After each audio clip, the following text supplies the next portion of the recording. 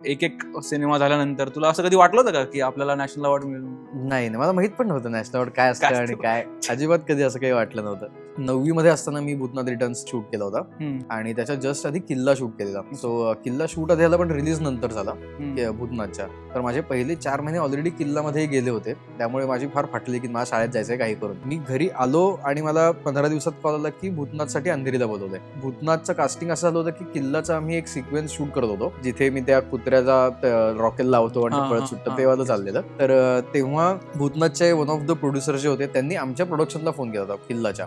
तो एक मुलगा शोधतोय तुमच्या कोणी आहे का दिसण्यात बघण्यात. सो तेव्हा मी तो शूट मला तो नवीन ताजा सीन तो शूट झालेला. त्यांनी ते क्लिपिंग पाठवलं. सो त्यांना ते आवडलं. मग त्यांनी मी घरी पोहोचलो 15 दिवशी त्यांनी ते मला बोलून घेतलं परत अंधेरीला. भारतातून एक 400-500 मुलं जवळपास होती त्या सगळ्या प्रोसेसमध्ये. त्यातनं त्यांनी अराउंड 30-35 मुलं शॉर्टलिस्ट केली आणि त्या 30-35ची 10-15 झाली. मग 10-15 नंतर काउंटडाऊन सुरू झालं की रोज एक मायनस होत होता. सो आम्ही शेवटी 2 जण होतो आणि त्यातनं आमची शेवटची ऑडिशन जी होती ती बमन इराणी सरांनी घेतली. 2 जे शॉर्टलिस्ट झाले असो त्यातला जो दुसरा होता तो आमचे रायटर होते त्यांच्या मित्राचा मुलगा होता. सो मी थोडासा असं होतं की नाही हे खूपच अगदी शुअर की ते होणार आहे. तो म्हणे सोडून दे.